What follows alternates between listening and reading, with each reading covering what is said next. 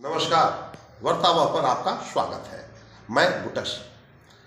किसानों की बात करने के लिए, किसानों के बारे में बात करने के लिए और किसानी की बात करने के लिए आज मैं किसानों के बीच नहीं हूं, मैं समाज सेवियों के बीच हूं, जानकारों के बीच हूं, जो किसानों का दर्द को समझते हैं, किसानों के मर्म को समझते हैं, किसानों की स्थितियों को समझते हैं।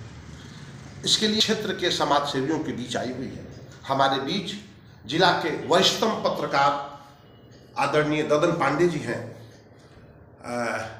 आज किसानों पर बात करने के लिए हम लोगों के बीच उनके बगल में समाज सेवी हैं, कारोबारी हैं, प्रदीप जी अकोढ़ी गोला से आते हैं। आप किसानी से जुड़े हुए हैं, किसानी का कार्य आज भी आप करते हैं। अब स्वयं न करके कराते हैं, लेकिन आप अभी भी अपने खेतों में उपलब्ध है, मौजूद है।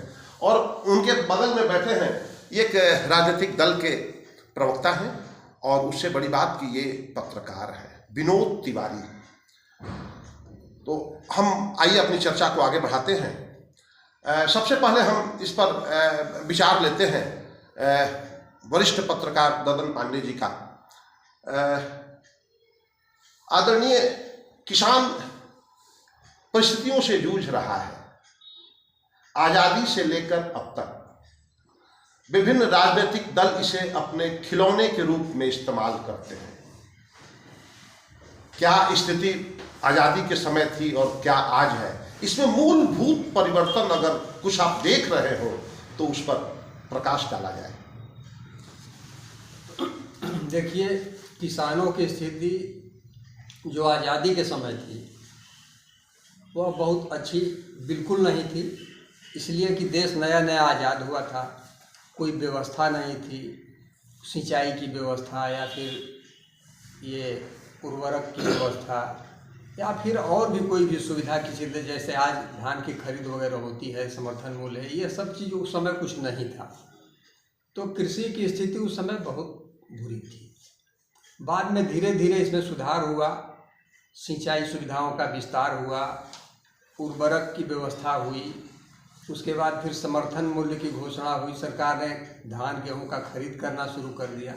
तो धीरे धीरे किसानों की स्थिति अच्छी हुई। मेरा अपना अनुभव है, हम अपने को देखे हुए हैं अपने घर में, कि पहले खेती जो है बहुत कम होता था। एक साल हमारे यहाँ हमारे घर में 100 मन गेहूं पैदा हुआ था, तो लोग कि बहुत बड़ी चीज़ है। लेकिन एक बैल मर गया तो 100 मन गेहूं बिक गया उस बैल को ले, एक बैल खरीदने के लिए। ये स्थिति थी। गेहूं का और या धान का कोई मूल्य नहीं था। मैंने आप बड़ी बात कह रहे हैं कि एक बैल खरीदने में उस वक्त आजादी से कितने दिनों की बात ये 77 की बात है, 1977 की बात है। 77 में 77 एक बैल खरीदने में 100 मन गेहूं लग गया जी। ये स्थिति थी। लेकिन आज वह स्थिति नहीं है। आज तो बहुत अंतर पड़ गया है। आज तो समर्थन मूल्य वैसे 2300 है, 1800 में तो बिक रहा है कम से कम। मैंने आप मानते हैं कि 2300 समर्थन मूल्य है, लेकिन मिल रहा है किसानों को? हाँ, बिल्कुल बिल्कुल हकीकत यही है। जमीन पर तो देख ही रहे, हम लोग भी किसान हैं, हम लोग का भी खेती बाड़ी है, तो हम लोग तो देख ही रहे हैं। जो नंगी हकीकत है यहाँ के सामने है, ये नहीं मिल रहा है। लेकिन तब है कि उस समय से, आज़ादी के समय से या फिर 2014 से और आज की स्थिति में बेटर इसलिए है क्योंकि उत्पादन बढ़ गया, उत्पादन बढ़ा है, उत्पादन बढ़ गया है और उसके बनिस्पत कीमत भी बढ़ा है। इसलिए अब थोड़ा सा भी अगर अनाज बिक्री होती है तो कुछ पैसा जरूर आ जाता है। अनाज बेचने से पैसा आ जाता है। उसी ज़मीन में पहले हम लोग के यहाँ पैसा नहीं बचता था अनाज बेचकर, आज कुछ पैसा बच जाता है।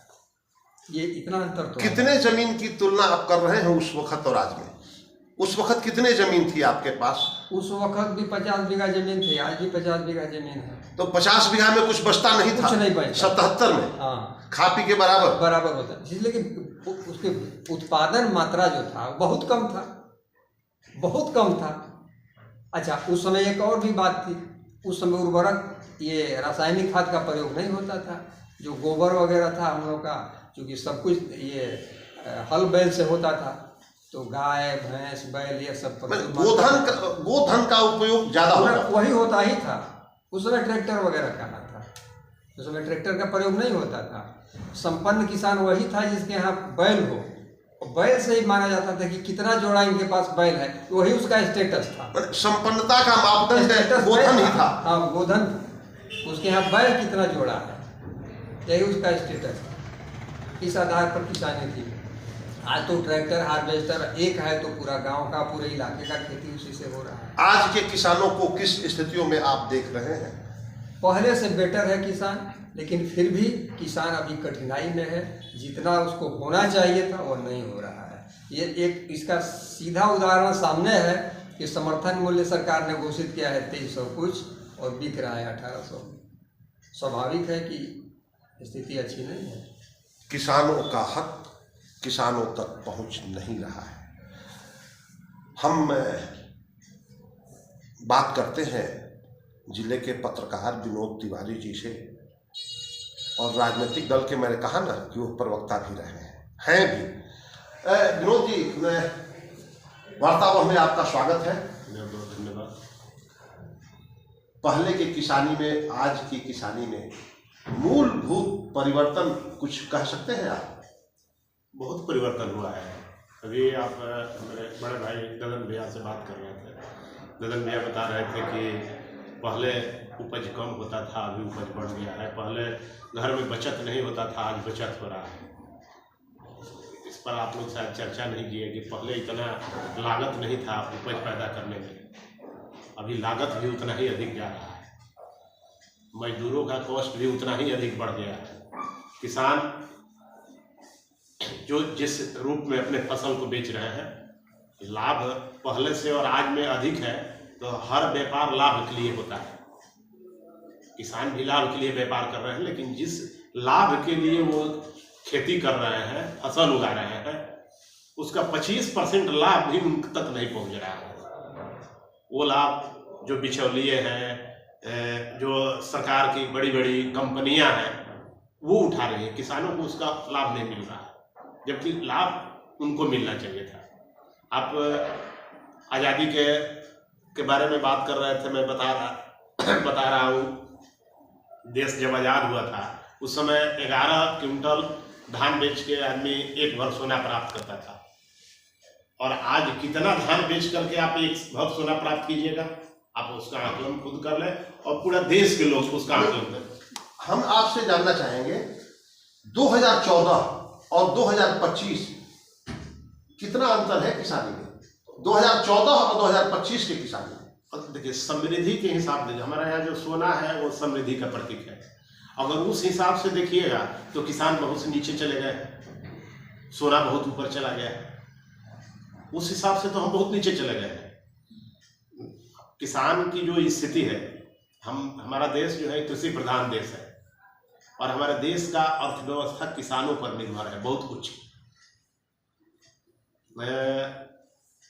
जब हमारा देश आज़ाद हुआ था तो हमारे देश में संगठित अर्थव्यवस्था का राज था। एकमात्र एक कंपनी थी, मर्टिन कंपनी, उन्हीं के अधीन लगभग सभी कारोबार होते थे। जब कांग्रेस शासन में आई तो संगठित अर्थव्यवस्था को उसने ध्वस्त किया, और धीरे धीरे देश में असंगठित अर्थव्यवस्था का राज कायम किया। किसान उसी असंगठित अर्थव्यवस्था के पार्ट है जो आज ध्वस्त होने के कगार पर है। कोरोना के बाद से असंगठित क्षेत्र का विकास अवरुद्ध हुआ है। कानूनी हंटर, या यूं कहें कि व्यवस्थाओं में परिवर्तन हुआ है, ऐसा आप महसूस करते हैं? 100% महसूस करते हैं। हम लोग बताते भी हैं, हम लोग आम लोगों को भी बताते हैं कि ये जो अभी देश में जो स्थिति चल रही है, संगठित और असंगठित अर्थव्यवस्था की स्थिति चल रही है, और संगठित अर्थव्यवस्था को ध्वस्त करके देश में संगठित अर्थव्यवस्था का राज कायम करने के लिए ये सारा कुछ खेल किया जा रहा है, जिसकी वजह से ये स्थिति उत्पन्न हुई है। जो अभी पहले आप देखे होंगे, 2014 से पहले किसी उद्योगपति का आटा मार्केट में नहीं बिकता था। 2014 से पहले तेल, नून, धनिया, जीरा, मरीच किसी उद्योगपति का नहीं बिकता था। आज उद्योगपति का बिक रहा है। वही उद्योगपति आज किसानों का 1800 रुपया में धान खरीद करके और अपने गोदाम में रख रहा है। जब किसानों के घर से धान निकल करके उसके गोदाम तक चला जाएगा तो उसी धान का कीमत आप देखिएगा 2500 से ऊपर चला जाएगा। तो क्या मौजूदा कृषि कानून से, कृषि व्यवस्था से और किसानों के को मिल रही सुविधाओं से आप संतुष्ट नहीं है क्या? पूरे देश के किसान संतुष्ट नहीं है। इसको लेकर के तो देश भर के किसानों ने आंदोलन भी किया था। मोदी जी ने वो कानून ठीक है वापस लिया, अभी उसको लागू नहीं किया जो 3 कानून बनाए थे, लेकिन कहीं न कहीं उसी कानून के इर्द गिर्द आज भी देश में हो रहा है।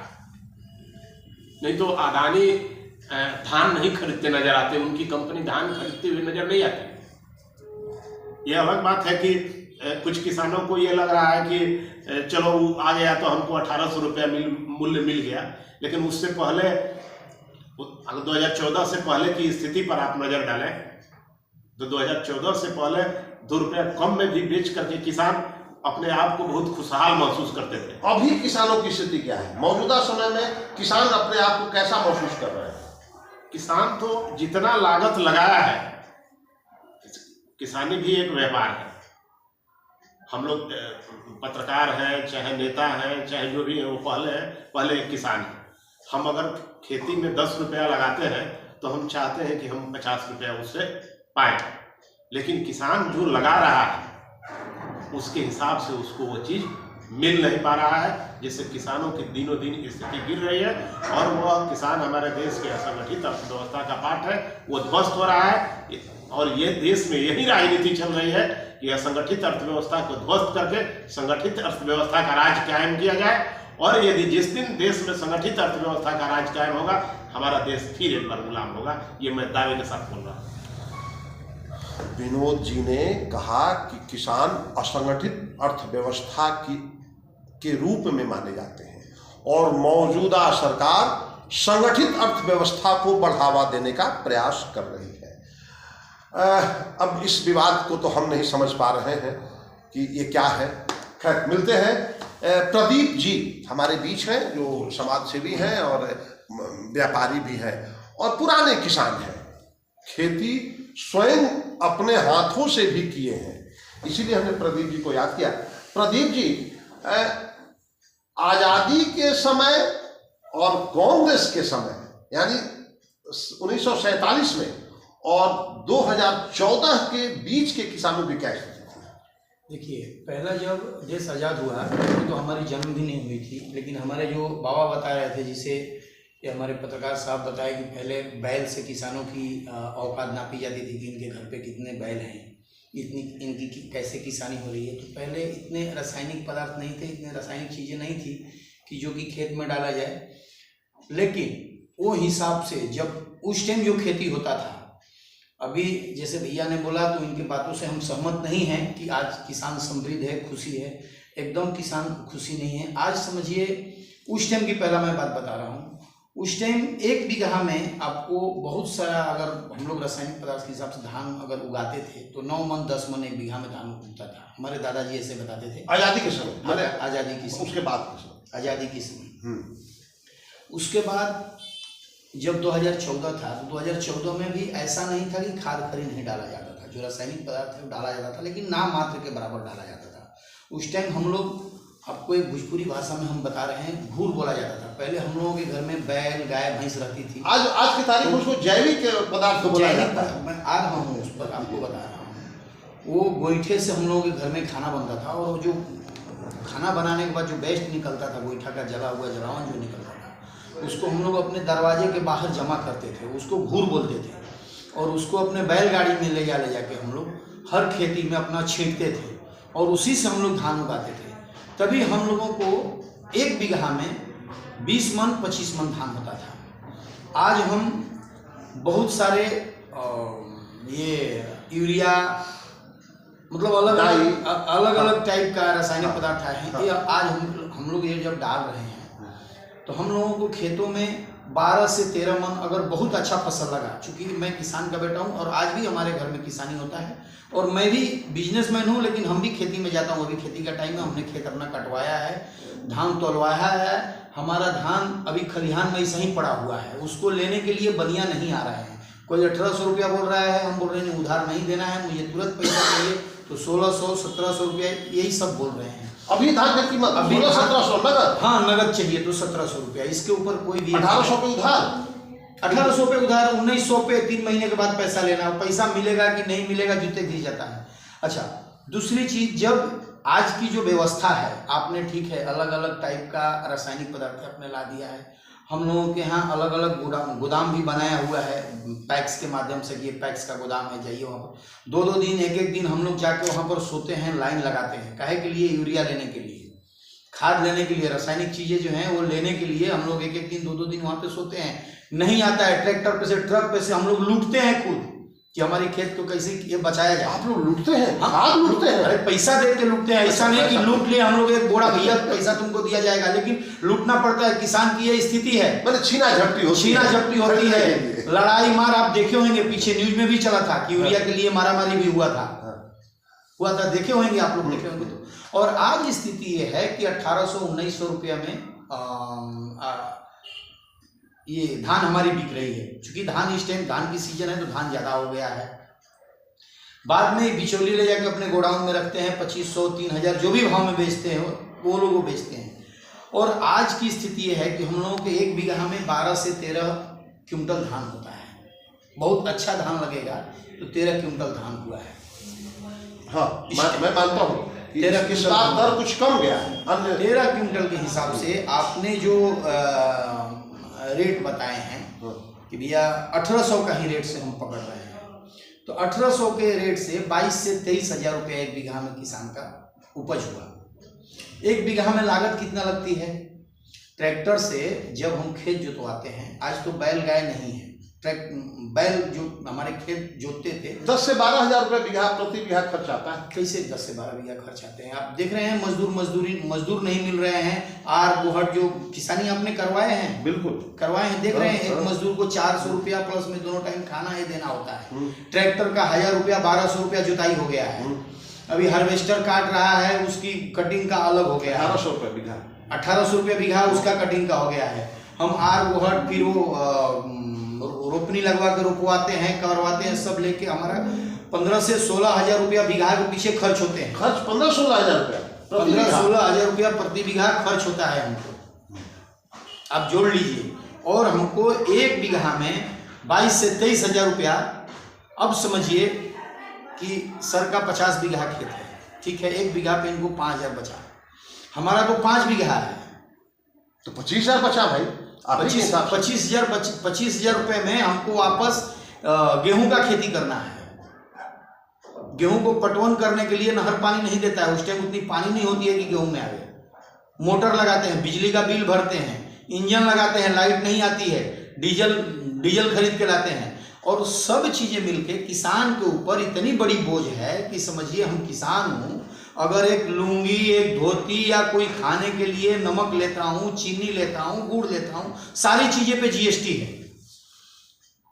ये मान लीजिए दुकानदार हैं, इन्होंने कहीं से चीनी खरीद के लाया कोई मिल से, इन्होंने उसको जीएसटी दिया और हमसे इन्होंने जीएसटी जोड़ के हमसे ले लिया, हमको चीनी दे दिया, हम किससे जीएसटी लेने को जाएंगे?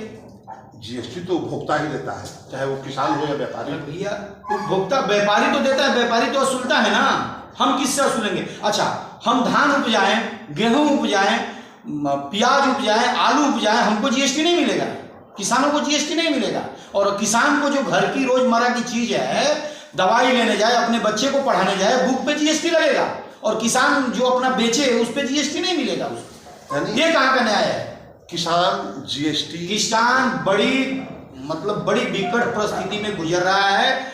हमारे भैया वरिष्ठ पत्रकार बोले कि नहीं किसान सुखी है, कोई भी एक किसान से बता दीजिएगा कि वो सुखी है। आज धान आ गया है, सुनिए मैं आपको बता रहा हूं, मैं खुद ये चीजों को झेल रहा हूं कि हमारा धान आज 5 से 6 दिन हो गया काट के खरिहान में पड़ा हुआ है, और हम लोग खटौर लगा के, खटौर समझते हैं, खटिया के ऊपर एक पूरा डाले हैं खेत में से बटोर कर, उसके नीचे रोज जाके रात को सोते हैं कि भैया कोई धान उठा के नहीं ले जावे। और रोज जो ये व्यापारी जो आ रहे हैं धान लेने के लिए, उनकी अरे भैया रोकड़ा लोगे तो 1600 दूंगा, कोई बोल रहा है 1650 दूंगा। अब बताइए कि सरकार तो मूल्य तय कर दिया, अभी पिछले साल का पैसा जो पैक्स लोग हैं अभी तक नहीं दिए हैं, ऐसे आपके पास हम 1000 किसान लाके खड़ा कर दूंगा। सन 47 से किसानों की स्थिति और आज की स्थिति में कुछ तो परिवर्तन आया है। कुछ परिवर्तन नहीं। किसान 2014 में बहुत सुखी था और बहुत खुश था, क्योंकि मिला जुला के सब चीज चल रहा था। आज नहीं चल रहा है। हमारी जब उपज होती है तो लेने वाला नहीं मिल रहा है, और जब हमको उस उपज को लगाना होता है तो उस टाइम हमको उसकी संसाधन नहीं मिल रही है, खाद नहीं मिल रहा है, उस टाइम हमको मिलता था। और आज़ादी के टाइम जो आप बोल रहे हैं, क्योंकि हमारा भी जो जन्म है 78 में जन्म हुआ है और हम गरीब घर से हूँ, किसान का एक बेटा हूँ, तो हमने 90 से अपना होश संभाल कर खेती में हम लोग जाते थे। कभी बैलगाड़ी से हम लोग गुड़ खेत में डालकर उस टाइम उपज करते थे, तो हम लोग उस टाइम बहुत सुखी थे। खाने पीने का हर चीज सुखी थे, हर चीज सिस्टम से मिल जाता। आज नमक क्या भाव है आपको पता है? 35 रुपए किलो होगा। 35 रुपया किलो है ना। उस टाइम नमक क्या भाव था? 2 रुपया किलो था। 2 रुपया किलो था। कभी का बात कर रहा हूँ। किस वर्ष में? हम 95 का बात कर रहा हूँ। 95। 2 रुपए किलो पैकेट वाला टाटा का रिफाइंड नमक बड़का किसान खाते थे। हम लोग 4 आना किलो 10 पैसा किलो वाला खाते थे, बोड़ा वाला आता था, तो वो तो 10 पैसा मिलता था। अभी जो बात कर रहे हैं हर चीज में अभी क्या हो गया है कि रिफाइनरी भैया, नमक भी रिफाइनरी खाओ, समुद्र का निकाला हुआ ऐसा पिसा हुआ नमक मत खाओ, रिफाइनरी खाओ। तो आज का अभी तो शायद वो बोनी वाला मिल भी नहीं रहा है, जो बोरा में नमक मिलता था मोटा मोटा, वो तो नमक आज मिल भी नहीं रहा है। अभी हम शहर के वरिष्ठ पत्रकार ददन जी की बातें सुन रहे थे। एक व्यवसायी और खेती कार्य के भी जानकार किसान परिवार के पुत्र प्रदीप जी की बातें, और एक पत्रकार विनोद तिवारी जो एक राजनीतिक दल के प्रवक्ता भी है। एक चौंकाने वाला आंकड़ा आपको बता दें, जब देश आजाद हुआ था 1947 में धान की कीमत थी 9 रुपया प्रति क्विंटल। इस बात को जब ध्यान से समझेंगे तब आप किसान और किसानी और किसानों की बात समझ पाएंगे। 2014 जब कांग्रेस नेपथ्य में जा रही थी और भाजपा आई, उस वक्त धान का समर्थन मूल्य था 1400 रुपया क्विंटल। 2025 आज है। आज धान का समर्थन मूल्य है 2367 रुपया। उस वक्त कांग्रेस के जब जा रही थी, जब या कहें कि भाजपा के प्रारंभिक साल में 2014 में 1400 धान का समर्थन मूल्य था, तो किसानों को मिलता था 1100, 1150, 1200 रुपए क्विंटल बाजार की कीमत थी। आज 2367 है, तो किसान को मिल रहा है 1800 रुपया। एक दूसरा, आजादी के समय पेट्रोल 25 पैसे प्रति लीटर था, तो उस वक्त हमें 1 लीटर पेट्रोल खरीदने के लिए 3 किलो धान की आवश्यकता पड़ती थी। आज हमें 1 लीटर पेट्रोल खरीदने के लिए 5 किलो धान की आवश्यकता पड़ती है। सीमेंट 1 रुपया बैग आजादी के समय, यानी उस वक्त हमें 12 केजी सीमेंट, 12 केजी धान बेचकर, 12 किलो धान बेचकर 1 बैग सीमेंट खरीदते थे। आज 22 किलो धान बेचने के बाद 1 बोरी सीमेंट मिलता है। और सबसे चौंकाने वाला आंकड़ा सोना का है। जी, गोल्ड समृद्धि का प्रतीक है। आज सोने की कीमत 1,35,000 10 ग्राम की है। यानी अगर सरकारी मूल्य पर हम इसे गणना करते हैं तो 57 क्विंटल धान बेचने के बाद 10 ग्राम सोना एक किसान खरीद सकता है। यह सरकारी है। मैं ये 2367 के हिसाब से, 1800 के हिसाब से करेंगे तो 75 क्विंटल होगा। आजादी के समय 11 क्विंटल धान बेचने वाला व्यक्ति 10 ग्राम सोना खरीद सकता था। और अब एक और ले लें नमक की बात, तो आजादी के समय आधा किलो धान बेचकर 1 किलो नमक खरीदा जा सकता था। आज 1.5 किलो धान बेचकर 1 किलो नमक खरीदा जा सकता है। अब आप स्वयं गणना करें कि किसान कहां है, किसानी कहां है और किसानों की समृद्धि कहां है? लागत निश्चित रूप से बढ़ा है, उत्पादन भी बढ़ा है, लेकिन जिस हिसाब से किसानों का उत्पादन बढ़ा है, मैं कहना चाहूंगा लागत उस हिसाब से ज्यादा हुआ है, यानी खर्च में वृद्धि ज्यादा हुई है और आमदनी में वृद्धि उस हिसाब से नहीं हुई है। वार्तावाह के लिए मैं बुटस।